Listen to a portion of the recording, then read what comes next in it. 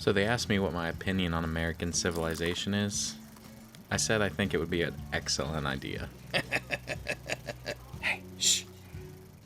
Welcome back to Not Another Needless Sequel, where we watch movies and propose unnecessary prequels, sequels, reboots, and remakes. My name is Kane. With me, as always, is my co-host and my wife, Kelsey. Did you like the sound of my camera clicking? You really thought of that on the spot. I did. You Okay. knew that. Hey. This week Hey. this Heyo. please. Sorry. This week we I were. just want to know if you like my opening. I mean, I think I shouldn't have encouraged you when you said to me, I don't have an opening. I should have just been like, that's okay. Just say silent. Just let me go ahead. But if people have seen this movie, they'll know it's about war photographers. And then they would have understood the camera. Well, they might not know the movie because I haven't said what it is. This week, we were American with 2024's Civil War. Oh. So what do you think the story was? It is a story who follow basically war journalists, and they want to go to Washington, D.C. to meet the president before he is killed. This movie's not what you think it is. If you haven't seen this movie, you saw the title, and you saw the time it came out, and you thought one thing, it's not that. This movie never mentions a political party, is not clear about how exactly they got there, and the main characters are all impartial journalists. Correct. Or at least, they never voice their opinions. They really just care about getting these pictures and getting stories. The shot, yeah. So it opens up with the president practicing a victory speech, and it's cut along with these scenes of just riots, civil unrest, fighting, war, all happening in America, and I thought that was like a really haunting opening. It was done really well. They kind of reveal throughout the movie, but basically there's the United States, and then there's the Western forces of California and Texas that are fighting each other. And they also mentioned that Florida attempted to join them, and they apparently got dealt with. You can't really tell what's true because, as we kind of already mentioned, in the end, the United States, who the president is saying is winning, doesn't win. And so we're not entirely sure exactly what's going on. But throughout the film, they talk about the Western forces, which is California and Texas. So the director, Alex Garland, told a reporter at the premiere of this movie that the pairing of California and Texas was in part to kind of, get rid of the idea of politics. Like I said, it's not one or the other. They don't ever say that. And more importantly, these two states put aside their political differences to challenge an unconstitutional, fascist, and corrupt president in killing American civilians. He said, "Are you saying extremist politics would always remain more important than a president of this sort? That sounds crazy to me." And so that was his kind of idea because when you hear, of course, California and Texas, you probably would think that sounds pretty strange, but they mention in this movie the president is in his third term. The president is played by Nick Offerman. They never say what his name is. It's just the president. Mm-hmm. So when we meet our main characters for the first time, Lee, she is taking a picture at this water truck, and I'm not sure if they're handing out water or there's a bunch of people They're rationing water. Okay, yeah, it was something like that for sure. They have this water truck, and there's people, kind of trying to force their way to the front, get the water that they need. They're screaming they're thirsty. So you see Lee there and her partner, Joel. I believe Joel's not a photographer. He is just a journalist. Mm-hmm.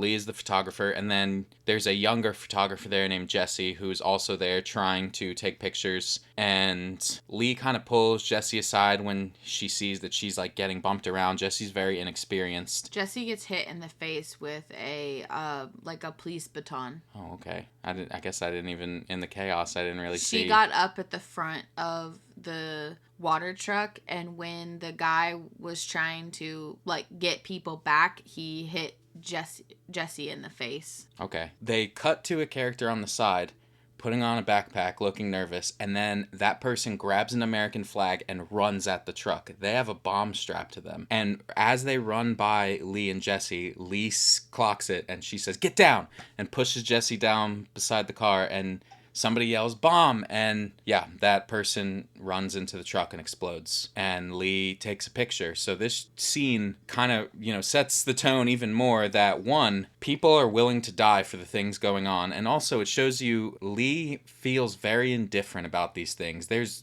chunks of people, and Lee takes a picture, and Jesse is quite shaken up about it. At some point in the beginning, before all of this, like while this is happening, you get flashes of Lee taking pictures of war her entire career.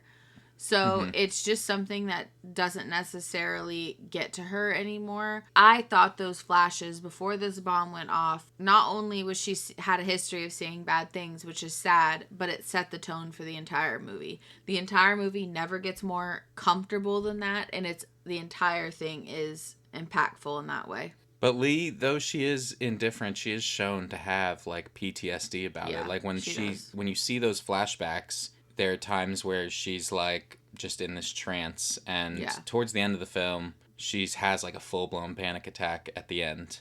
Mm-hmm. So Jesse even says to Lee like that she's her hero and she's a famous war photographer. So Lee and her partner Joel are talking to Sammy, another, I guess, journalist. He's an older guy. Yeah.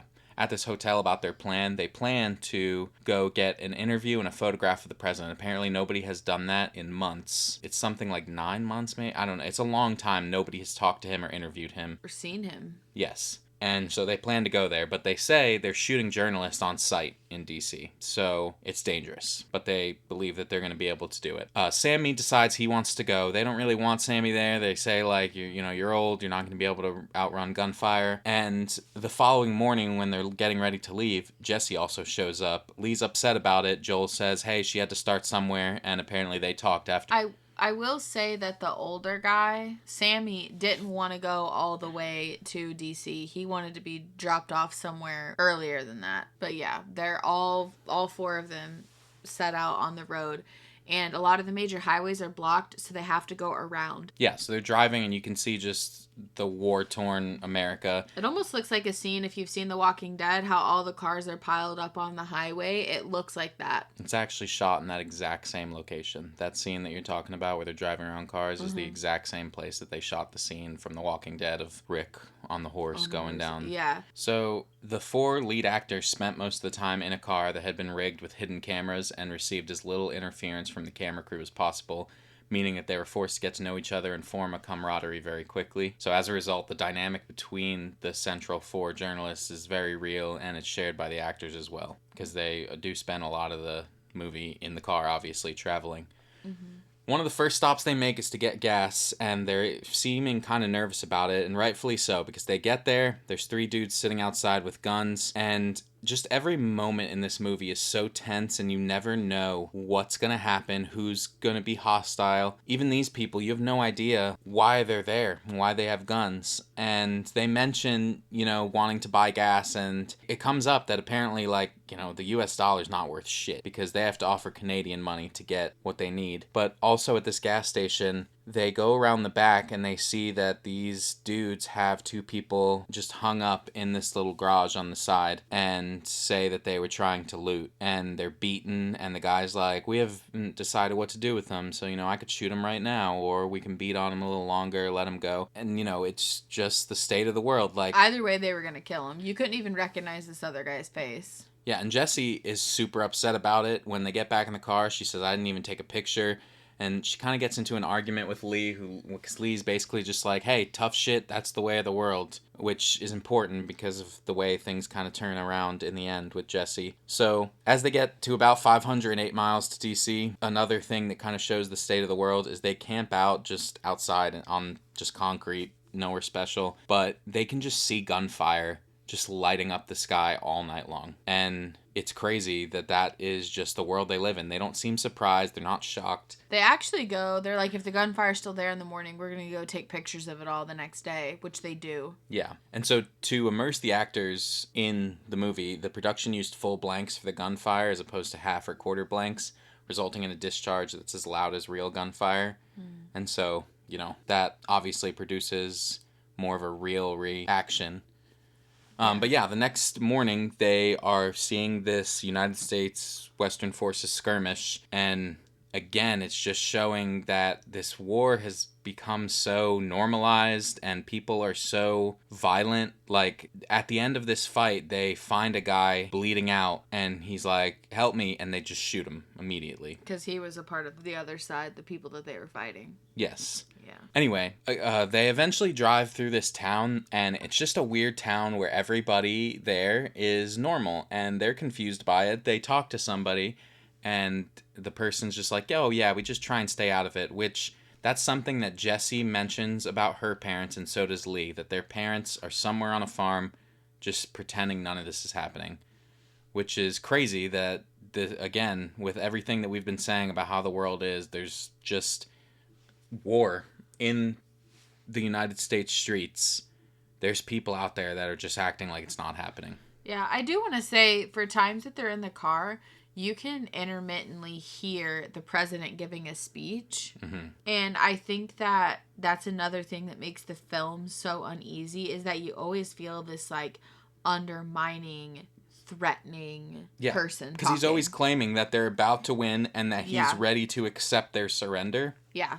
So they find this sniper in a tower that tries to shoot at them as they're driving by. They take cover, and they find that there's another sniper aiming at this sniper that tried to shoot them. They try and talk to these guys, and they're like, what side are you on? And they're like, there's a guy in there trying to kill us, and we're trying to kill him. And they're like, who gives you orders? And he's like, are you stupid? It sounds like such a dumb nonsense answer, but it again shows like how this war has just turned everyone, it's just dehumanized everything. They don't care whose side anyone's on. Simply somebody there is a threat to them, so they are threatening them back. Yeah. And, you know, the sniper ends up taking out the guy in the tower, so they're able to pass. But it's just a really upsetting scene to see those two strangers that don't know each other trying to kill each other, and neither of them seem, well, you know, you don't get to see the other guy, but it you don't know why. It's just murder. There's no reason. Yeah. After that, they leave, and a car starts following them really, really quickly, and so they're gonna slow down and let them pass. Well, the car is driving next to them, and it ends up being two reporters that they know. Yeah, they were in the beginning of the movie, which I didn't see the first time, but I noticed it the second time I watched it. But yeah, it's their friends, basically, Tony and Bohai. And they're going to DC as well, apparently, because Joel blabbed about that being their plan. Yeah. I don't... Which of them? It's Tony. Tony climbs into the car with Lee and everyone. And then Jessie decides, I'm going to climb into the other car. And just climbs into the car in the middle of a highway with somebody she's never met. I can see why you're upset about it, but I will say, living in this world that they're living in and just constant death and stress, I think that having that odd moment of just nonsense fun, well, it reminded me, as crazy as it's going to sound, hear me out, it reminded me of that scene early on in Footloose when there's the teenagers driving and the girl jumps between the cars. Oh, yeah. Because that's just, in that movie, you see it as just dumb teenagers doing dumb shit, having fun, living life. And that's kind of how I saw this scene, is that they're trying to just have a fun moment, which is deep coming into the next scene where they can't find the car at first that Bohai was driving with Jessie. And they eventually see that somebody has stopped Jessie and Bohai. Yeah. And they are looking with binocular or with their camera lens, and they see that it's these guys dressed in camouflage. And I say that because there's no telling if these people are military. Yeah. In the worlds that they're in, it's simple to dress in camouflage and have a gun. So they're dumping a whole bunch of bodies into this mass big grave. And they have Jessie and Bohai on their knees there. So who they're planning to kill. Yeah. Lee is like, we have to go over there. Sammy doesn't want to. He's like, I'm not, I don't want to do this. This is death. And they tell Sammy to stay there. So Lee, Tony, and Joel walk up on these guys. And they're like, hey, what's going on? These are our colleagues. We're press, yeah. So it's Jesse Plemons that plays this soldier. And I would just like to say, before we get to this part, Jesse Plemons is disgusting in this movie.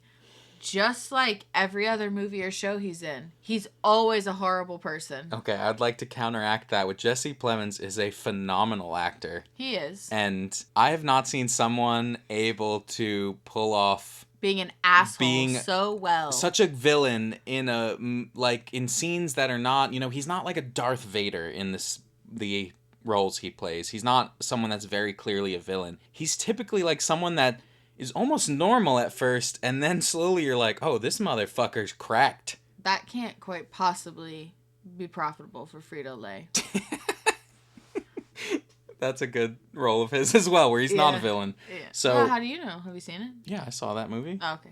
Okay, so I wanted to say, before we get to the rest of the scene, well, actually, no, I have to say the rest of the scene before I give this little trivia about him. So they're having this conversation, and he's like, oh, okay, these people are your colleagues, where are you going? And they lie about where they're going, and this soldier points at Bohai and is like, this guy's your colleague? And he's like, yes, sir. And he shoots him.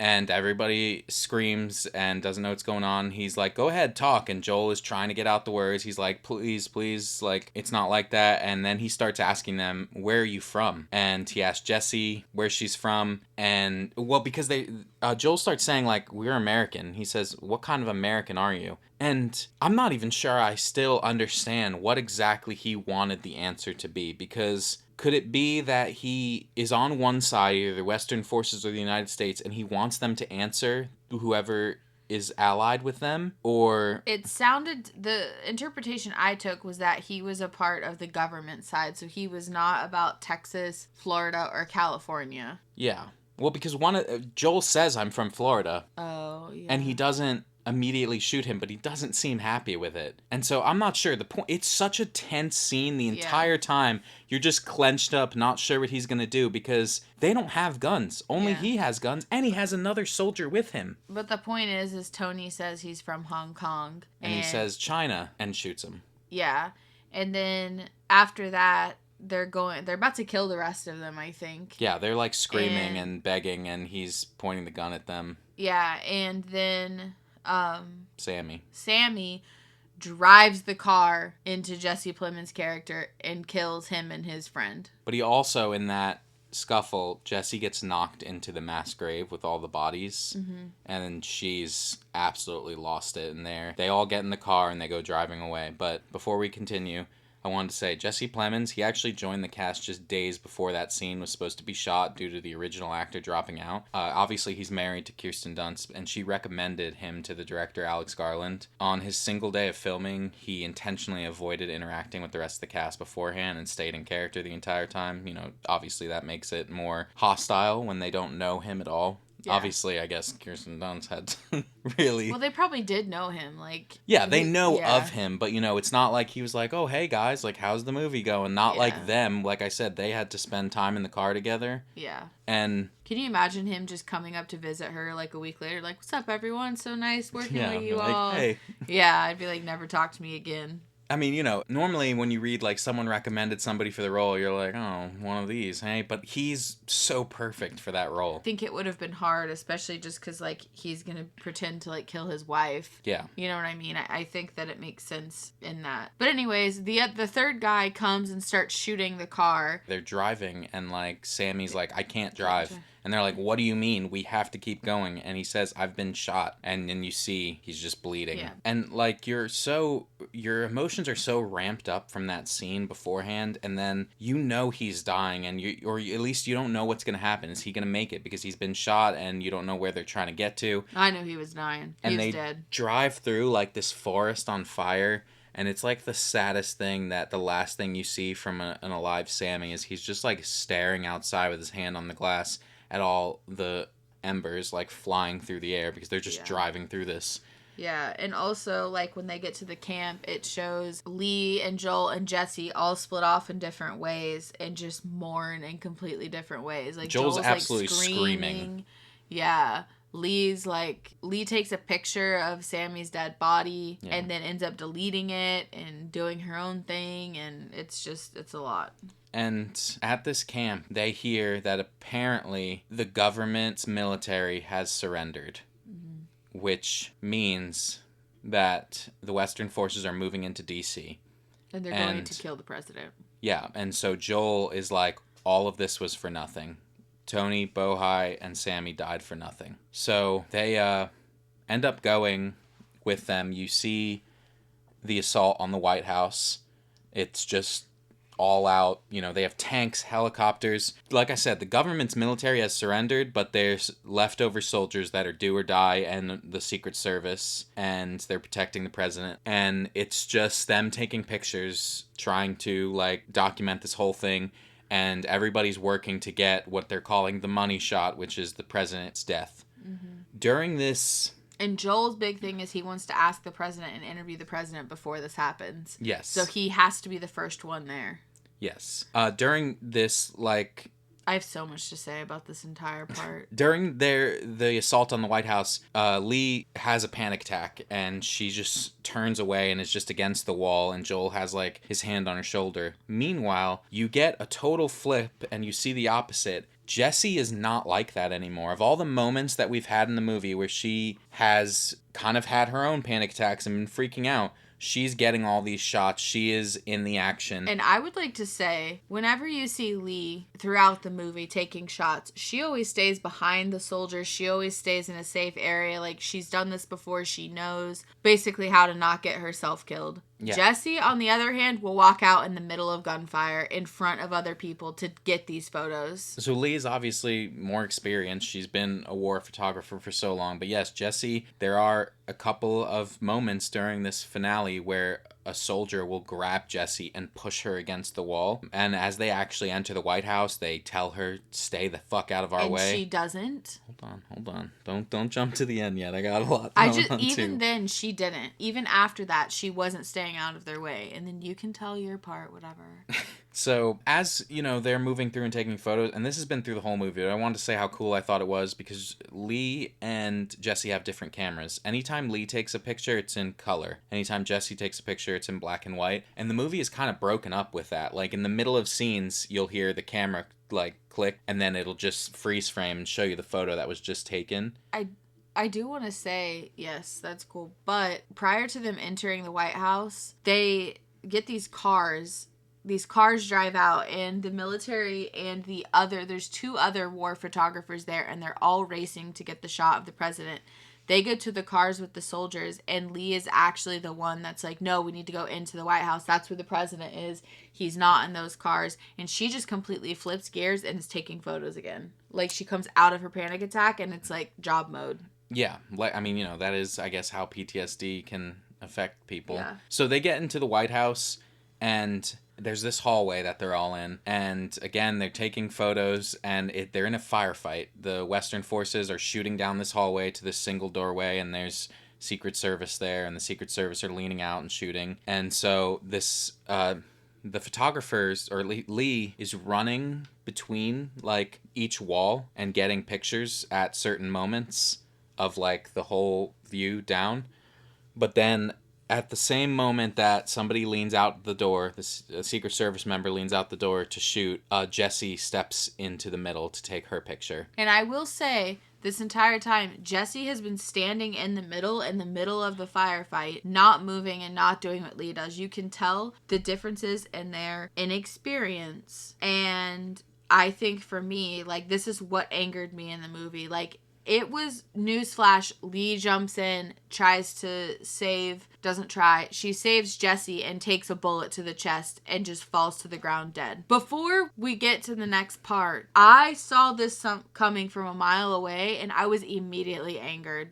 It is Jessie's fault. She was not listening to anybody, and I understand you're experienced. I understand the adrenaline, but if she would have listened, she could have prevented that. What's even worse is that when Lee is laying on the ground dead, Jessie takes a picture of it and just moves the fuck on. She has lost everything. Any ounce of humanity that she had in her body is gone. She didn't give a fuck that Lee saved her life. She just went on about her day. I'm taking a less emotional stance on this and looking at it from an art perspective. There's a few things about that. So, for one, I thought it was an amazing way to do the scene that you see Lee die through the lens of Jessie's pictures. As she falls on the floor, she points the camera and takes a picture of Jessie, and then takes another one as Jesse is shot and falling down. You get about 3 or 4 pictures of Jesse standing there and then falling down after she's shot, for one. For two, it's foreshadowed. Also, it's kind of shows this flip where early on, Lee and Jesse have a conversation, and Jesse says to Lee, if I was shot, would you get the picture of my body? And Lee says, what do you think? Like, yeah, obviously she would. She doesn't care.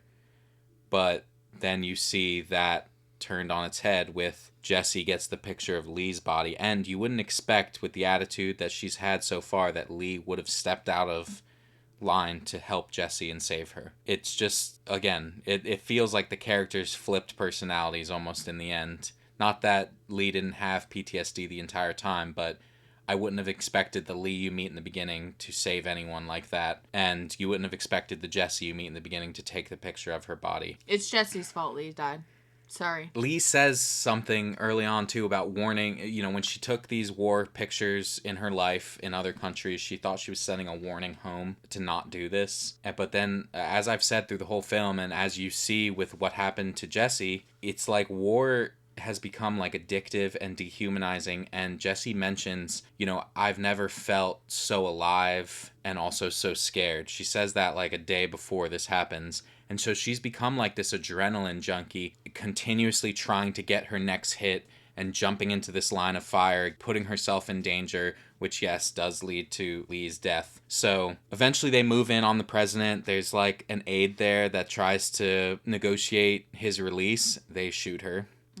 And they get in there on the president, and they drag him out from his desk, and Joel is like, hold on, I need a quote. And he walks up to the president. The president says, don't let them kill me. And he's just like, yeah, that'll do. Then they shoot him in the face. And, you know, there's an argument to be made that Joel also equally doesn't care about anything and is still just getting his quote. But I feel like his coldness about it, about like, yeah, that'll do, when he says, don't let them kill me, is that he feels so empty from losing everyone throughout. Yeah, he didn't even react to Lee. Yeah, I mean, and maybe that he didn't care, but I feel like that's why he cared so little about the quote being, don't let them kill me. Yeah. He didn't try any further questions. He didn't care. Yeah, and you see the president's death through Jesse's lens. Yes. And then essentially the movie just ends. Yeah, it does. So writer and director Alex Garland, he comes from a family of journalists, with his grandfather having been a foreign correspondent while his father was a political cartoonist, and he made the film in part to hark back to the old school style of journalism that he observed growing up. And I think it shows in this movie. Again, like I said from the beginning, it's not what you think. This isn't a political movie. It's a war photographer movie. And I think obviously the setting is very important, but at the same time, you could have taken this story and set it nearly in any war-torn country. Yeah. Anyways, I gave this movie a 4.5 out of 5, literally for Jesse. Well, before I give my rating, the budget for this movie was $50 million. It was the most expensive A24 film ever at the time. The box office that it made was $68.6 million in the United States and Canada, and $55.3 million in other territories, for a worldwide total of $124 million. So this was actually the second highest grossing film that A24 has ever done. I gave it a 5 out of 5. I think this movie is so beautifully shot. There's so many shots that are simple. There's a shot when they are camping out in the car, and just the way the car is centered, and you see Joel laying on the floor, Sammy is in the front passenger seat, and Jesse's laying in the middle, and just the way that this shot is done is just phenomenal. And you know, that's just one example. Like, so many things in this movie are just pieces of fucking art to look at. You do love you an artsy movie.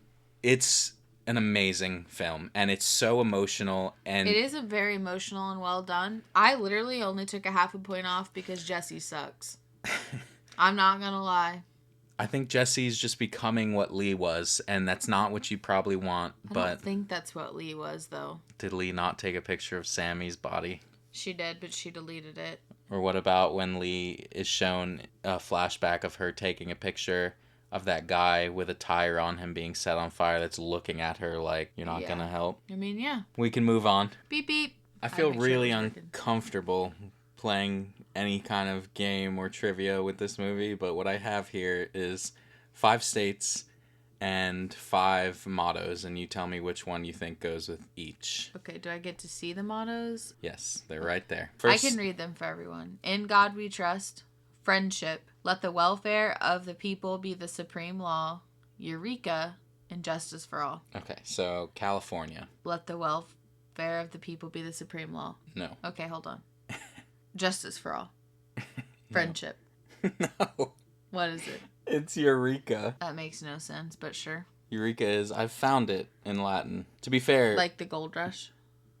Fuck, I don't know. They I didn't look found up it? why they... Oh, okay. Let the welfare of the people be the supreme law is actually the English translation because I could not read the Latin that it actually is for that Okay. state. Anyway, Texas, just give up now. The one I want to say is probably what you think I'm going to say. Well, you can use my give up now as a hint for what it is. Justice for all. No.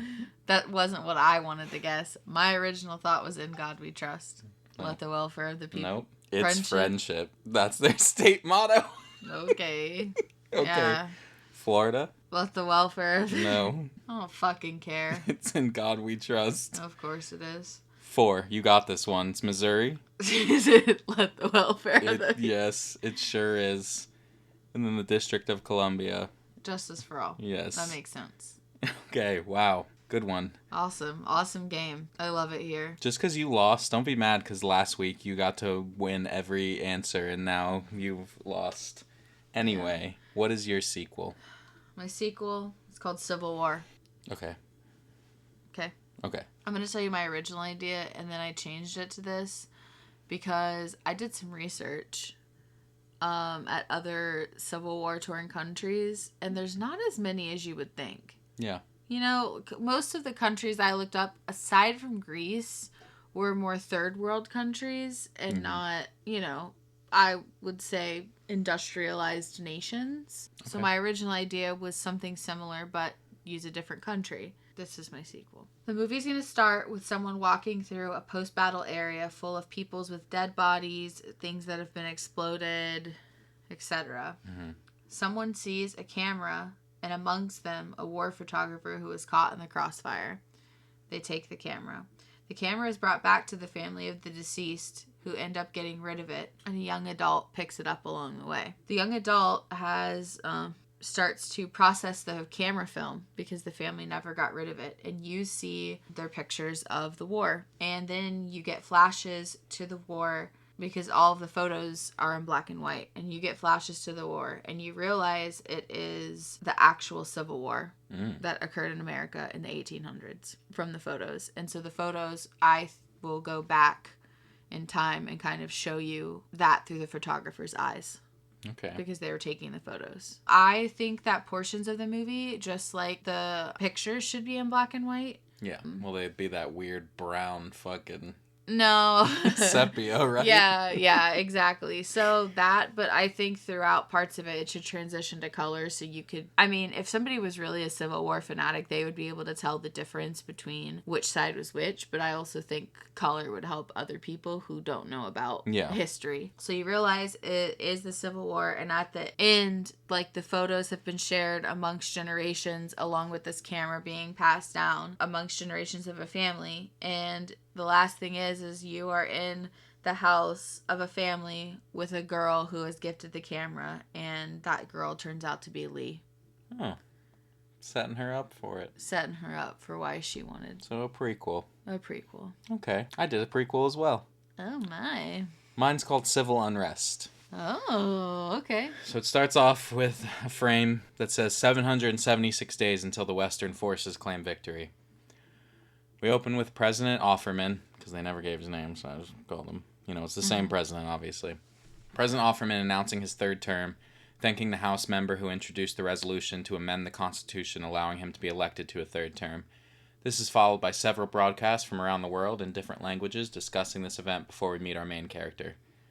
Steve sees this on the news before quickly changing the channel. We see a day in the life of Steve, where he goes to work as a mechanic, spends time with his sister, who he's very close with, and goes grocery shopping. Throughout the day, he avoids reading any news, talking about current events, or getting into any confrontation. Eventually, this puts him at odds with his sister, who is very vocal about what's going on with President Offerman. He stops spending time with her, and at work, his boss constantly walks around talking about his political views. At the grocery store, he witnesses people arguing with one another constantly. The film will be broken up with news broadcasts showing everything, slowly descending into chaos, leading to the state of the world during the first film. 322 days until the Western forces claim victory. Stephen is visiting his sister in the hospital after she was beaten at a protest and is in a coma. He no longer has a job and is a shut-in.